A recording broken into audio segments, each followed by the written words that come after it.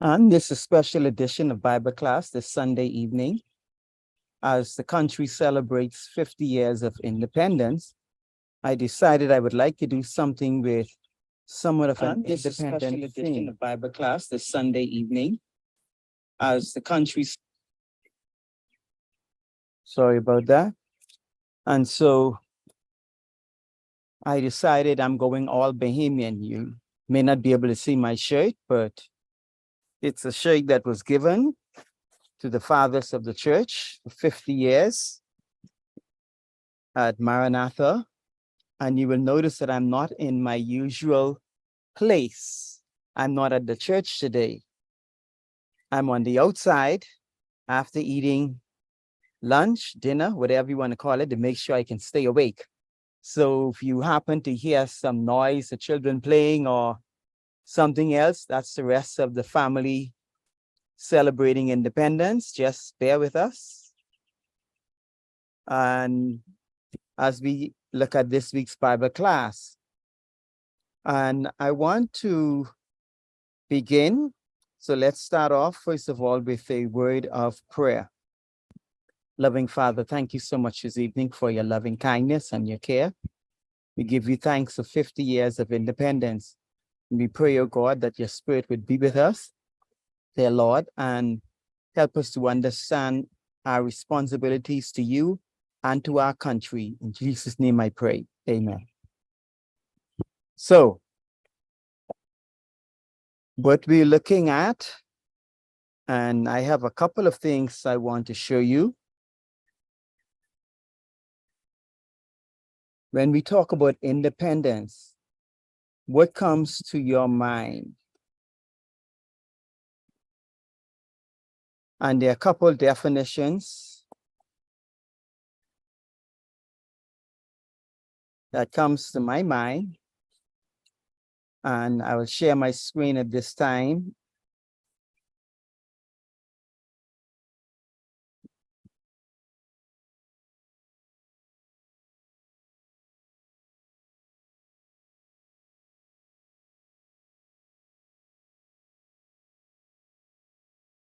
Okay.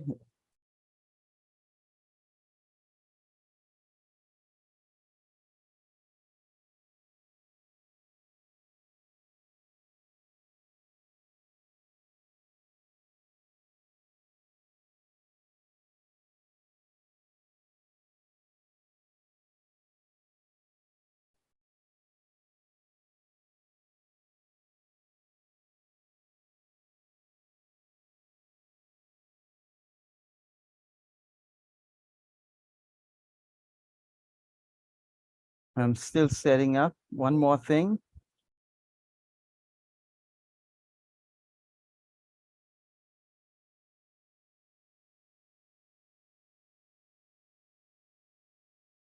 There we go.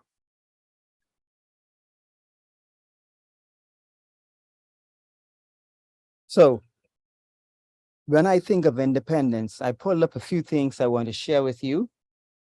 And this year's Merriam-Webster Collegiate Dictionary, 11th edition, independence says not dependent, as not subject to control by others. And they have here self-governing, not requiring or relying on something else, not contingent, not looking to others for one's opinion or for guidance in conduct, not bound by or committed to a political party. We'll cover that. Not requiring or relying on others. So, for example, a child is independent of their parents, being enough to free one from the necessity of working for a living. I know we all desire that one. Showing a desire for freedom. So all of those may be regarded as independent. Let's look at something else.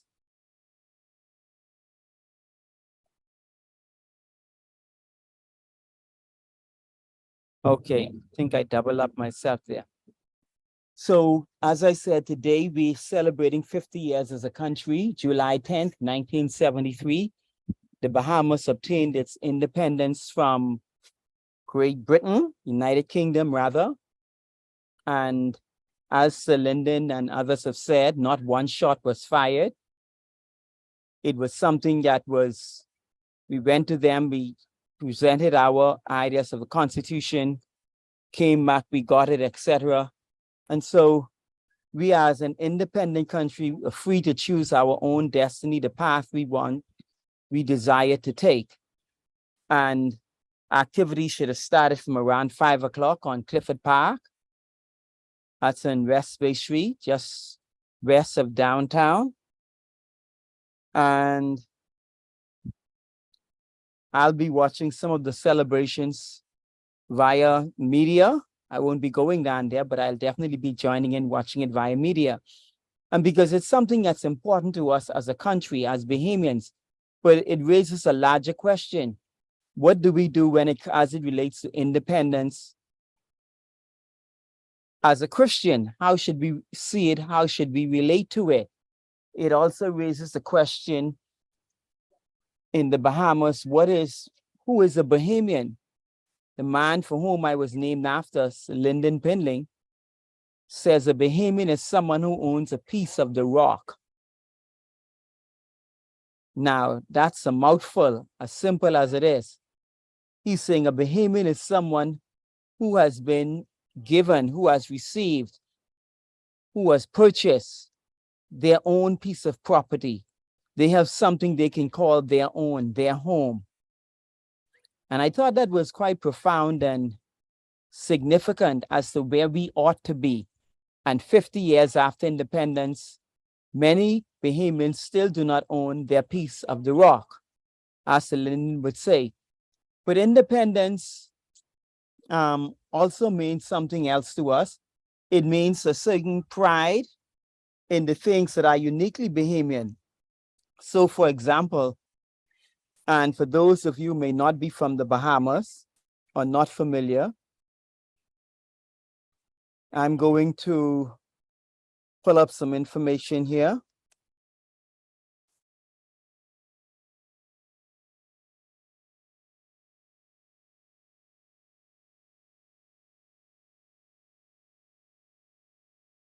I'm pulling up the national symbols of the Bahamas.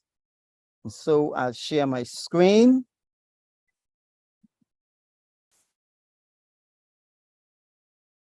Okay, there it is. You can see it there.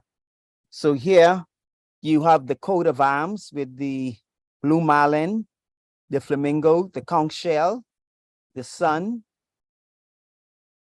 Then you have the flag, black for the strength of the people, aquamarine for our beautiful waters, gold for the sunshine.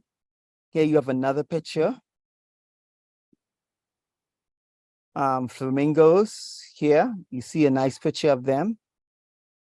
And then you have the national anthem, Lift Up Your Head or March on Bahama Land. Then we have a national song, God Bless Our Sunny Clime, which is not as well known. As a matter of fact, I only really became aware of it, even if I had heard or it had been made mention to me sometime earlier, probably about 2 years ago when celebrating independence at another church. I decided to look it up. And so that is something. For me, I tell people one of the songs that actually captured the spirit of independence was actually done by Priscilla Rollins. And I will do a new share so you can hear the music.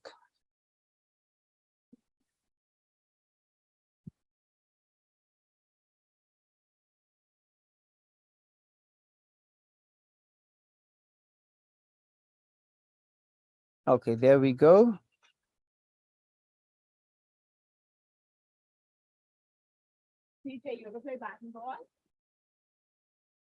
So here we have Priscilla Rollins, singing Independence Morning.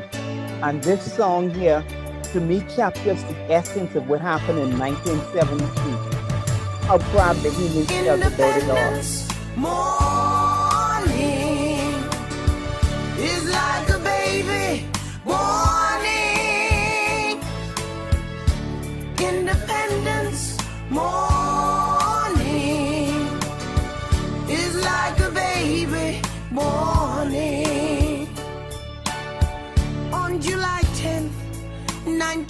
73. Bahamians everywhere were free, free to shape their destiny in the land of the rolling sea. Man and woman, boy and girl, there is none rich like our soil. Independence morning is like a baby borning. Independence morning is like a baby borning. Oops, sorry. Let us always walk with God and heed the teachings of the Lord. Let justice be for one and all, short and tall, big and small. Let us stand up straight and tall. Never let our banner fall. Independence morning is like a baby borning. Independence morning is like a baby borning. This new nation is God's creation. That's what it is to me. You'll always lend a helping hand to the poor from any land. Let our hearts swell in our chest. We'll always be our best. Independence morning is like a baby borning. Independence morning is like a baby borning. Freedom for all, not just you and me. Oppressors, we must never be. Always loving one another. Always sister, loving brother. Love, love, and let it ring. Lift your head and sing. Independence morning is like a baby warning. Independence morning is like a baby warning. So that was Priscilla Rollins singing Independence Morning. And as I have said, that song captures the essence of independence unlike any other. And that's why I love it so much. I said, if I had thought about it, I would have invited her to sing it in person at church yesterday, because it just speaks to what was happening. Those of you who are old enough to remember on Clifford Park, 1973, I was just a child. And as I told the church yesterday, the thing I remember, two things, is a lot of people, there was a lot of excitement, which I did not understand. And there were planes flying over. I definitely remembered the planes, that would have caught my attention. I remember the planes flying over. And I think they may have did a gun salute or something of that nature at that time. But when we think as a country, what does it mean for 50 years of independence, free from colonial rule, we chart our own destiny?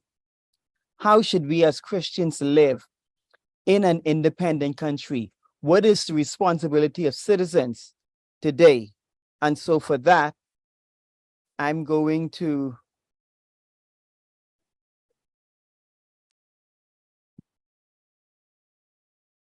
pull up my Bible here. Okay, there we go, with Logos Bible software. And I want us to imagine, and I'm going to ask one or two of you who may wish to share, who has a better memory than mine of what took place, what was taking place rather in the country when we gained independence. It is often being compared to the Israelites leaving Egypt. They were now a free people, free to go to do their own thing. So after the 10th plague, when the firstborn of Egyptians, all of the Egyptians had died, Pharaoh calls Moses, and we pick up at Exodus chapter 12, verse 31. Then he called for Moses and Aaron by night and said, "Rise, go out from among my people, both you and the children of Israel, and go serve the Lord as you have said. Also take your flocks and your herds as you have said, and be gone." And look at the last part of verse 2. "And bless me also." For them, this was the birth, their birth as a nation. When they were just starting out, they had gone to Egypt looking for food to survive. God had provided for them through Joseph, but then they had been enslaved, treated cruelly, having their children killed. Some fed to the crocodiles in the Nile River, back-breaking labor, and they felt as if God had forgotten them. The promises made to their forefathers, Abraham, Isaac, Jacob, that had been passed on throughout the years, it would seem as if they had forgotten. God had forgotten, but he came to say, hey, I have not forgotten. I have come to visit my people. And what we find is that now they are being basically thrusted, say, look here, go. At least Pharaoh, as far as he was concerned, say, go serve the Lord. Go do as you are told. And they started out. Of course, we know he changed his mind and went after them, and that was the end of it. But many people look, and in the Bahamas, we looked, we felt that persons like Sir Lyndon and others was called our Black Moses, someone who would free us from our colonial masters, give us the right, because at the time when that happened, there was some discrimination. Those of you are familiar with Collins Wall, that was a wall that was separating communities. On the west of the wall, you had people whose complexion was like mine, plenty melatonin in the skin. And on the east of the wall, you were lighter skinned. And if you go in the Palmdale area and cut off on some of those corners, you will still see some of the houses are still there. Most of Palmdale now is largely businesses, but one time ago, that was not the case. There was a movie theater downtown. If I remember correctly, it was the Savoy, where I would not have been able to go. You also had in the banks, you could work, but you could not be on the front line as a person with a dark skin tone. And you had a number of things that persons complained about. You hear things about the Burma Road riot, where the taxi drivers, I think it was, rebel because of these tour buses were cutting them out. They felt they were not being treated fairly in their own country. Voting was done based on how many pieces of property you had. So elections could take 5-6 days, because if you had a property in 5 different islands, you were allowed to go there and vote there. But as the PLP under Sir Lyndon and others gained prominence, eventually it was changed to one man, one vote. And that started equalizing things. Then Majority Rule Day 1967, where you had, where the persons, I would say, of African descent eventually won the majority in Parliament. It was evenly split. So Randolph Fox threw in his hand with the PLP as opposed to the UDP, and so did, I think it was Alfred Brennan. And that gave the PLP the majority in the House of Assembly. Being the shrewd politician that he was, I don't remember the year, but within a year's time or so, Sir Lyndon called a snap election. And this time they made almost a clean sweep of the seats. And then he began the process of looking toward independence. That was 1967, Majority Rule Day, and they started preparing for independence. And about 6 years later, we got our independence from United Kingdom. Excuse me, but the sandflies are coming out, so bear with me. And that's when we got independence. That was 50 years ago. They say there are few persons who are involved in getting our independence. I'm told Sir Loftus Roker is one of those persons who is still alive today, who can speak to it. Lady Marguerite Pendling would also be someone. She talks about how she had to entertain all of these dignitaries coming from around the world, so to speak. And this was all new to her, being thrust into the limelight in this fashion. So let's look at something else now. Exodus chapter 20 and verse 2, 50 years of independence. How do we relate as Christians? My topic says politics and the Christian, and I'm going to get into that. Exodus chapter 20, verse 2. I am the Lord your God who brought you out of the land of Egypt, out of the house of bondage. You shall have no other gods before me. The preamble to the Ten Commandments was God's delivering the people out of Egypt, giving them their independence as a nation, and setting them on their way to their promised land. And that was the preamble. And after the preamble, then he gave the law. And so if you look at the beginning of our Constitution, I'd have to pull it up from here.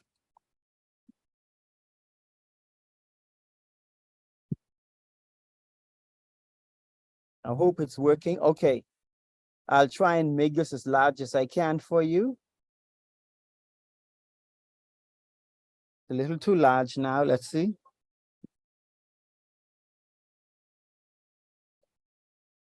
Okay.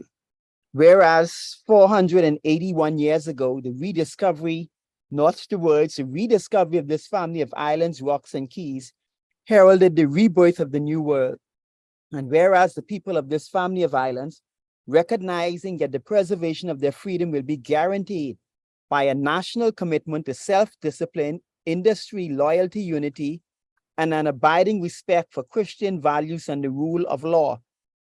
Now know ye therefore, we the inheritors of and successors to this family of islands, recognizing the supremacy of God and believing in the fundamental rights and freedoms of the individual, do hereby proclaim in solemn praise the establishment of a free and democratic sovereign nation founded on spiritual values in which no man, woman, or child shall ever be slave or bondsman to anyone, or their labor exploited, or their lives frustrated by deprivation, and do hereby provide for these articles for the indivisible unity and creation under God of the Commonwealth of the Bahamas.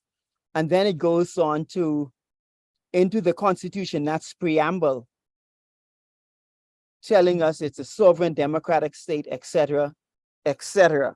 It's the chief law of the country. And so when we bear that in mind, okay, let's just stop share and look at where we are and who we are as a people. How should we live as a people? You know, there are politicians and others sometimes who would exploit it. Well, remember where you came from, you can't do this. And sometimes they seek to set up almost a race war, so to speak, where you're pitting one against the other. But in the end, we are still Bahamians, regardless of the complexion of our skin, where we can trace our ancestry to. We are still all Bahamians, and that is something we must never forget. Who we are, where we came from. And this perhaps is not appreciated until we travel abroad and persons let us know that we are Bahamians. As one individual said, says Africans are proud to talk about, I'm Kenya, I'm from Uganda, I'm from Ghana, I'm from Senegal, etc.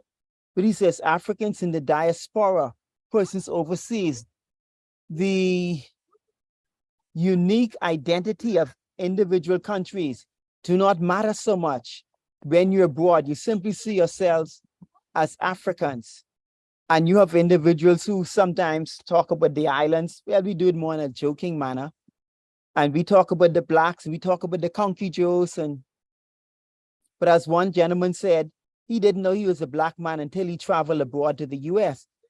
And yes, we would say he's a Conky Joe or whatever, but ultimately they told him, you're a black man, because we look at the complexion of the skin. They look at your ancestry, where you can trace your heritage to. Now, maybe would say mixed, but they still saw him as partial African and part European, maybe say you're a black man. And it's when you travel and you live abroad, you begin to really appreciate your heritage and the things Bahamian.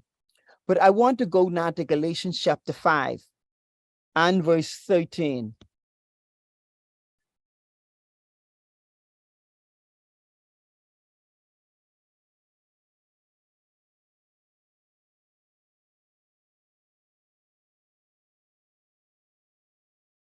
The Apostle Paul telling the believers in Galatia that yes, Christ has set them free from the law,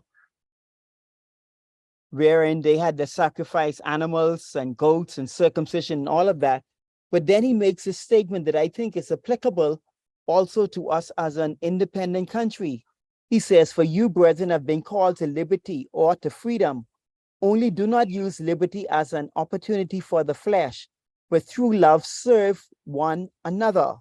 For all the law is fulfilled in one word, even in this, you shall love your neighbor as yourself. And he says, but if you bite and devour one another, beware lest you be consumed by one another. So yes, we are a free country. We are an independent nation, but that independence comes with responsibility in how we relate to each other, how we take care of the resources that we have, whether marine life, land, our air, how we treat our community, how we dispose of waste. You know, all of these things we are now responsible for. Be responsible for our debt, how we handle resources. And as I told someone, I'm coming back to this later, we must be prepared to pay our taxes in order to sustain our economy. Teachers get paid from taxes. Nurses, police officers, customs, immigration, defense force officers, and others are paid from taxes. If there are no taxes, then we would all have to pay a premium amount for health care. It would no longer be free. Our roads are repaired and new roads are built based on taxes. So that is something we must also look at. Yes, we're independent. Yes, we're in control of our destiny, but we must also consider how do we relate to one another. Are we still divided over politics, partisan politics, that I'm from this party and you're from that party and so on and so forth? Or do we see ourselves as Bahamians seeking to forge our own identity, moving forward? Shh, baby, I'm on a Zoom meeting. In, you know, to develop our country as a whole, regardless of the complexion of your skin, regardless of your political affiliation and all the rest of that. Are we learning to love one another, to take care of one another, to look out for each other? Are we neighbors? Do we care about our neighbors? Do we know who they are? Do we relate to them? These are things that we must consider. So one of my neighbors on, you know, when hurricane time comes, we seek to help each other. Well, he helps me because he has storm shutters. He can just roll on. I have to put up plywood, but he's willing to help me put up the shutters and do the rest of the stuff. And so that is being neighborly. One time I went to a shelter during Hurricane Michelle, left the car in the garage. The water came in, shorted the car, the lights started flashing, the alarm went off. My neighbor came, the door opened and took the terminal off the battery. So it wouldn't kill the battery and finish shorted out because the salt water had gotten in there. That's what you call being a neighbor, looking out for each other, talking to each other. You know, when was the last time, especially these long summer hours, Maybe you go next door, share something, I don't know, some switcher. Just go across and have chit chat with your neighbor, talk across the fence. All of these are things that come about as Christians. How do we relate to each other as neighbors? And that's what I'm asking us that we need to do. So when he says true love, serve one another, for all the law is filled in one word: love your neighbor as yourself. And this is a quote the Apostle Paul is taking from Leviticus chapter 19 and verse 18. You shall not take revenge nor bear any grudge against the children of your people, but you shall love your neighbor as yourself. I am the Lord. And so God is calling us to love each other as people 50 years after independence. Are we further along with that? One time ago, we knew each other. We knew persons within our immediate community, our street, our neighborhood, so to speak. You passed someone and you saw them sitting on the porch because you didn't have air conditioning in the house, catching the breeze, and you greeted good evening, good afternoon, good night, whatever. You passed someone, you showed manners and respect. These are things that I fear we are losing. 50 years after independence, we have become, someone say, so stoosh that we just keep to ourselves. You don't bother me and I won't bother you. You work your business and I work mine. And so we're losing out the things that brought us to where we were in 1973, the things that we cherished, where when there was someone in need and we found out and we were able to help, we were willing to do so. These are the things I feel we should cherish. There's another passage I want to take you to, this time in the book of Romans, chapter 13. Paul says, let every soul or every individual be subject to the governing authorities. That's the law. That's government.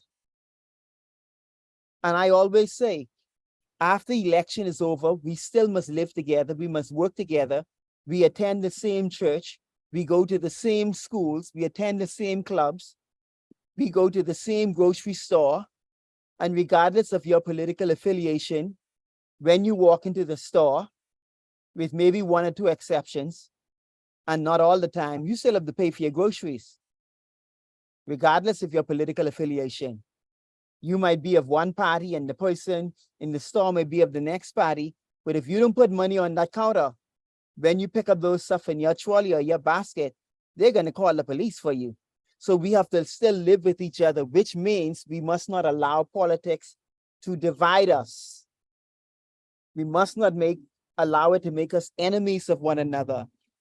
I remember in the island of Eleuthera, one brother told me on one of the family islands where he grew up, he said, the children of the two main political parties didn't talk to each other like that. And when they walk home, they walk in separate groups. Now, these are children. One in the group in the front, one group in the back. So if they knew your parents is voting or leaning a certain way, then when you walk home, you walk in that group. How silly is it that children cannot be children to just play and be with each other? They're caught up in adult business and they can't even vote. What is interesting, and I still see it as God allows certain things. In 1992, we had general election 1992 when there was a change of political party. And shortly thereafterwards, Hurricane Andrew came and Eleuthera was devastated. And suddenly, a country that had been divided, I remember I was in the island of Abaco, and I remember that Sunday morning hearing a pastor on the radio saying, preaching in a sermon, said, how did we lose you? So obviously he supported the PLP at the time. What must we do to win you back? And I remember somebody's like, oh yeah, I can hit them in church. Well, Hurricane Andrew had a way of bringing the nation together, because the same as if everyone knew someone in Eleuthera. And they said you had persons who had not spoken to each other in years because of politics, because their roof blew off. They had to go to their relative or their friend down the road for shelter. All I'm saying is we need to be careful that these things don't happen. Hurricane Dorian, once again, brought the nation together in 2019. And we have to learn as a people that we are one. We must unite. We must look out for each other. We must help each other. Paul talks of being subject to the governing authorities. When the prime minister of the country walks in, as Bahamians, we stand as a mark of respect, whether or not you voted for that prime minister.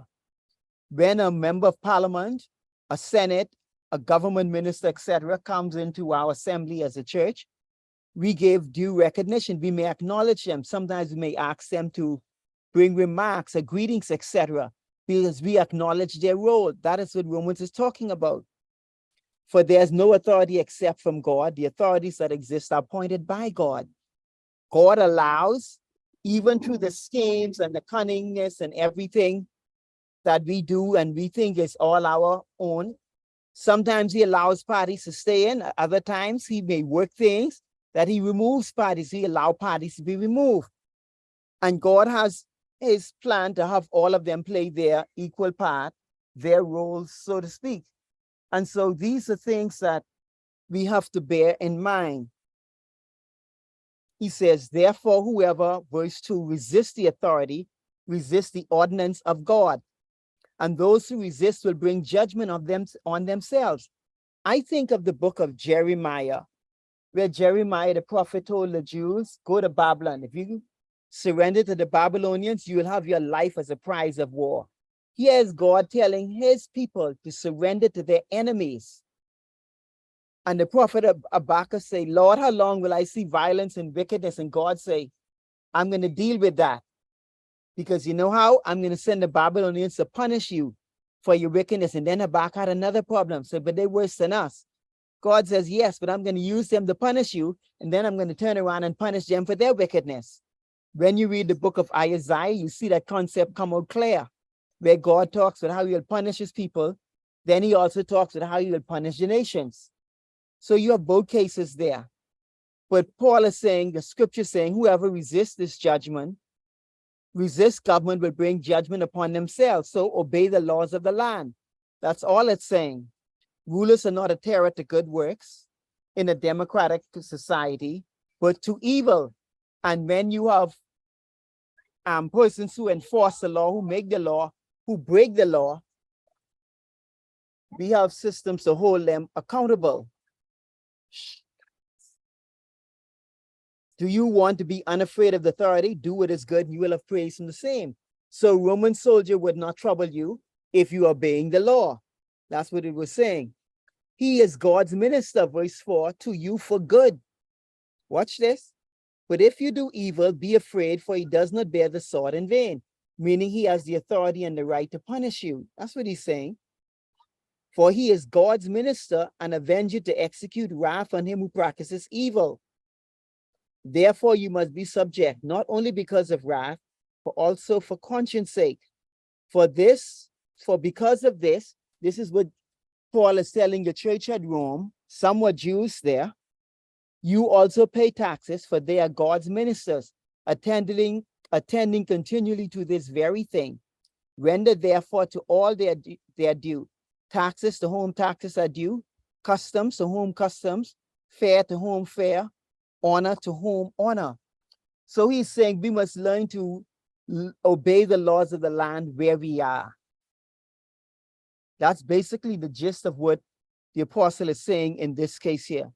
Do what is right. Do what God asks you to do.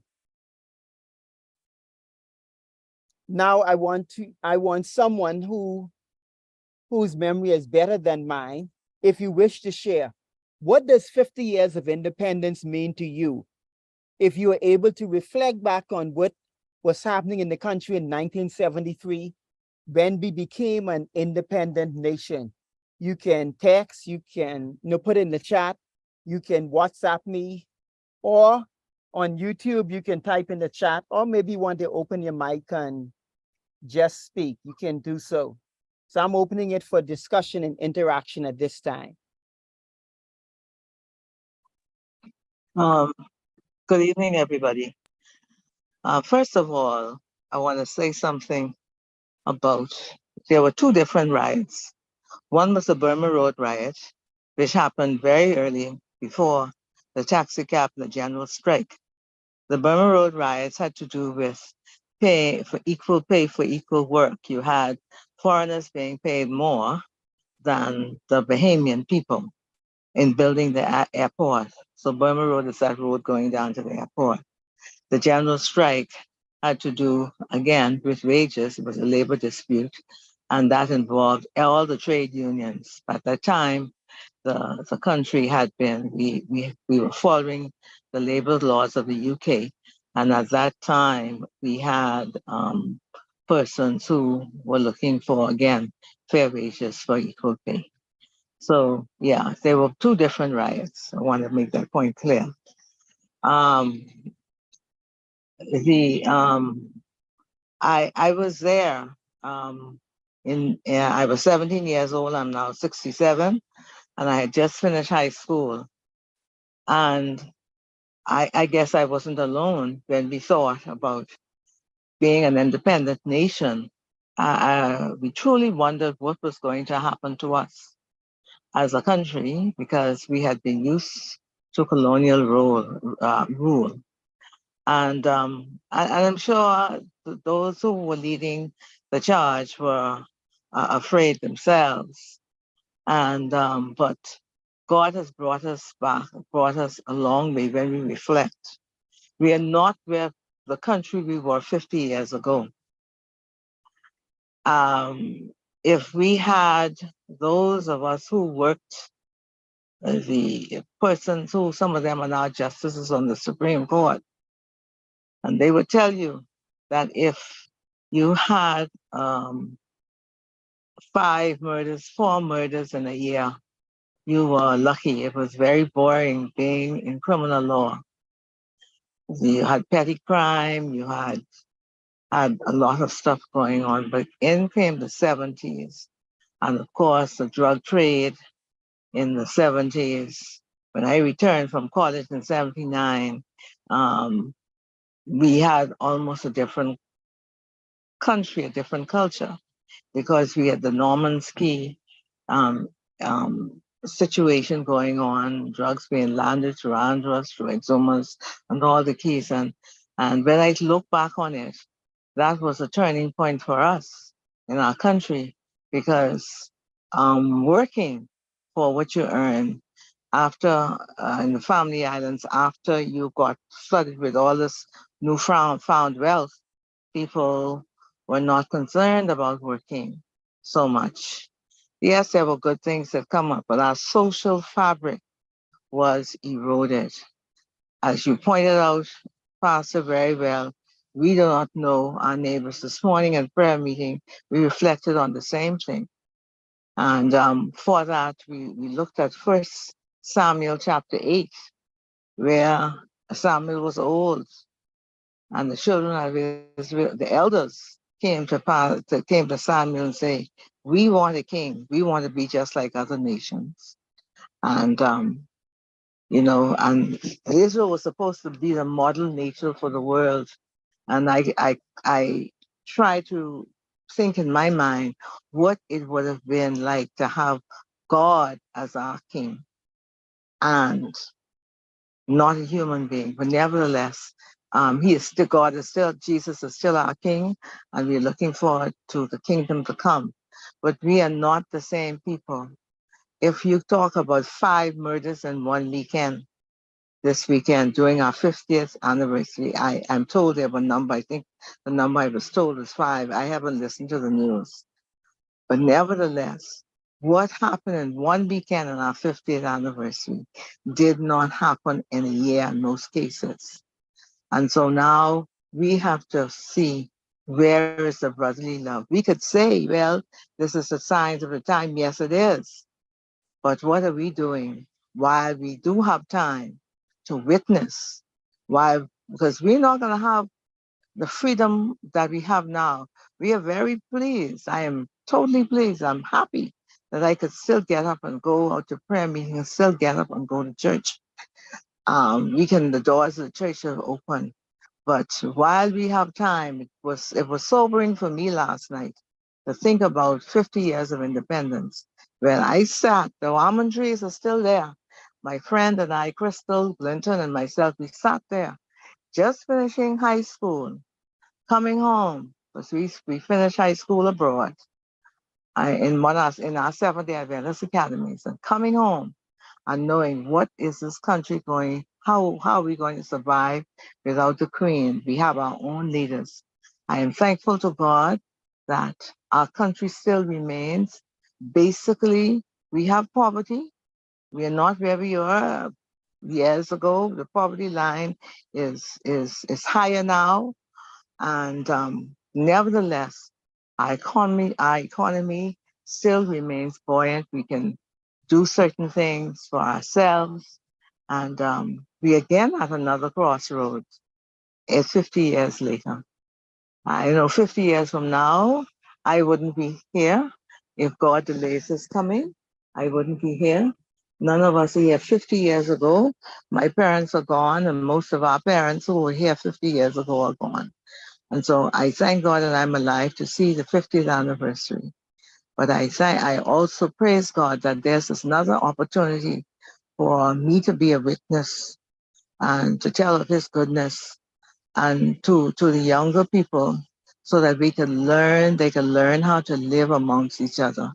I couldn't, Pastor, when I think about children walking home in party styles, political parties have divided us.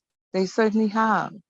Because when we went to school, we who lived out here in the East, the people came from Eastern Senior, Eastern Junior School, those who live in the East, they stopped by Bahamas Academy, they picked up the Academy students, then they stopped by, at the time it was called Pyfram Road School, which is now C.I. Gibson, and then you put the people from Queens College, and so on until you walked home in your group.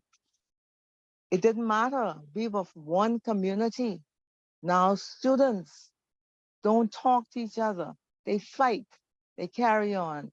Political parties have divided us. We're no longer communities. We as a church, we have to be that cohesive glue to help to bring it back, together. And those, I know I spoke long, but this is something that has been laid on my heart for the past couple of days, really, when I'm reflecting on where we have been. Another point that we need to make, and this is really important, the country needs to pass the Freedom of Information Act. If you have the Freedom of Information Act, people have access to what is history, what is the actual fact. We are only told certain things, but I have had the opportunity to read many files, and what is said in Parliament is not actually what went on. So the Freedom of Information Act is very important. It needs to be passed, and so people can actually see and know about their history and read it. Hey, thank you so much. It's a good history lesson. I always wondered what it would have been like, if I was older, so to speak, when that took place. My sister was going in grade 6 at the time. I was getting ready for grade 1.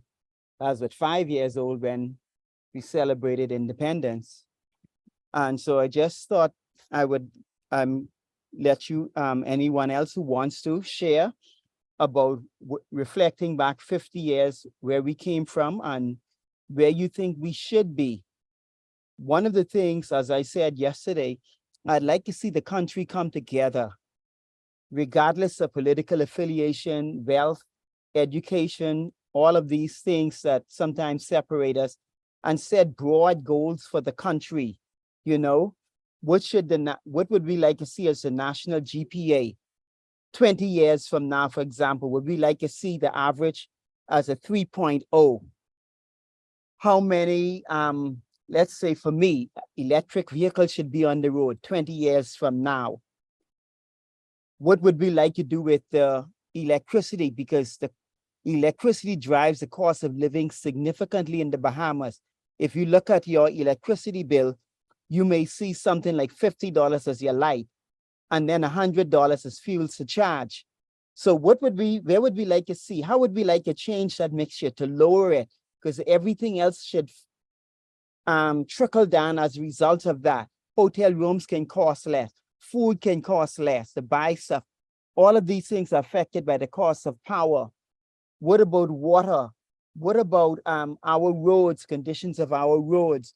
What about our elected leaders? What about our communities? What are the things that we would like to see change where we can really hold parliamentarians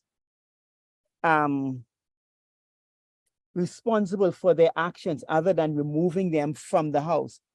You know, what are some of the things perhaps you would like to see in another, let's say, 20 years or so? Anyone would like to share? I've given you some things that I am concerned about, that I'm seeing in my country, where politicians do stuff, they get kickbacks. And this is my personal conviction. I don't have any proof, but I do believe it. As one lawyer told me some years ago, she told the leader of the opposition that I'm not voting for you because no matter who gets in power, it's the same couple crew at the top who reap the spoils. And she said if the prime minister had come to the House, she would have told him the same thing. My conviction is that many persons, maybe the majority, go into politics, in order to benefit from the system. They know how to work the system, whether it is through favors or kickbacks or whatever the cost might be. And it's rare to see anyone go before the courts for it. And some of them are so good at it that it's even hard to prove. And so you see something will happen and persons may talk and then everything goes quiet and nothing comes out of it. Do we have a system whereby, I would like to see a system where you have a group of individuals who are paid by the public purse, who are appointed and who will do their job regardless of how they're appointed, or maybe they run and campaign, I don't know, for the job, where if it's the prime minister, so it cannot be the attorney general who can be fired, the prime minister, the leader of the opposition, even the governor general, they can take them before the courts if they deem necessary and prosecute them. Now I know people say, well, you just find a way to do it since it's the head of state, and I understand all of that. But there must still be something so that if you go so far, you have someone who can hold you accountable and take you before the courts. I'd like to see more teeth in our laws when it comes to certain individuals. I know a senator was taken before the court some years ago. We have an ex-minister of government now before the court and one or two others. So it seems as if there's some hope, but it needs to be strengthened some more so that even those who do not declare how they spend the money that was given to them for their constituency are actually prosecuted. If they cannot show that they invested it in the constituency, they must be taken before the courts and prosecuted. And the assets that they have, if they cannot prove that they got it outside of that money, must be confiscated and sold to give the money back to the people. So you see, I'm talking about putting some real teeth in Bahamian law when it comes to elected officials. Now, what if we were to do that? Another thing, okay, I see your hand, I'll take your hand, is a system where maybe we can, I don't know, maybe I'm not too crazy about recalling elected officials because opposition always use that as a tool, no matter who's in power. But I would like to see something with a little more strength where we can deal with elected government. But yes, I would say also give MPs a proper salary, and that's the only job they must have. They may have little investments in this here or there, but they must declare that when they're running. And if they get it when they're in office, it must also be made public to the people. So you don't say, oh, I'm just an MP, so in the day I'm going to do construction. No, you're there full time for the people. Sister Roach, let's take your hand. I don't know if we need any more laws for MPs, because you may not recall. If you don't recall, an MP went to prison for bribery, bribing a judge. Recently? I'm saying the law is still on the book. Wilbert Moss. Okay, I He don't was even a remember. member of parliament for the Michael constituency. Okay, He spent time in prison. okay. We have laws. We must not be afraid to use those laws. Ah, You see what I'm saying? yes. So to say you would like to see them prosecuted, he went to a judge. This was a judge in his own party. He offered that judge a bribe. That's the locus classicus, the standard. And he offered the judge a bribe. Not one time, not two times, but three times. And she, though she was from his same party, called the police, the commissioner of police, who wasn't afraid. So what I'm saying to you is that the laws are there. We just need to. We just don't want to do it. Maybe it's because we are all, like Mama say, my mother used to say, we all soft soaping each other. You do my dirt, I understand your dirt, etc. But the laws are there. Okay. Okay. And that happened post 1973. And he spent time in prison, came out. Okay. Mhm. Now, some of you may be too young to remember, but I remember it very well. I'm Okay. old enough to remember that. Thank And you so much. there is that system, the British system that we follow, parliamentary democracy, is very, very it can accommodate that those politicians. If you look at what happened in Britain, the prime minister broke the COVID-19 rules. Is he prime minister? His party asked him to resign. Yes. Will the party officials use their moral code and standing that when one of its leaders does something wrong? We have a situation right now. And it's interesting. If you read the papers this week, the same person who's charged, who hasn't been charged, he had to apologize because he was claiming to be prime minister Yes. of a certain area. That's the Mhm. same man. Okay? So you within your party, the part in the British system, you can recall. Unlike the US, you have to go and elect, etc. I think it's a very good example of democracy. The laws are here. We as a people and those who are in leadership must be responsible enough to let the law take its course. Much credit to Sir Lyndon Finley, who allowed his MP let the law take its course. He didn't put his hands in and say, no, no, no, don't prosecute him. He allowed it. Okay. Thank you so much. Okay, I'm going to wrap up. We've normally try to keep it to 45 minutes. We've gone to an hour now. Thank you so much. We continue again next Sunday in Bible class, same time, same Zoom ID, and we stream simultaneously to YouTube. So let's close at this point with prayer. Loving Father in heaven, thank you so much for all that you have done. We give you thanks, dear God, for 50 years as a country. We thank you that you have brought us thus far.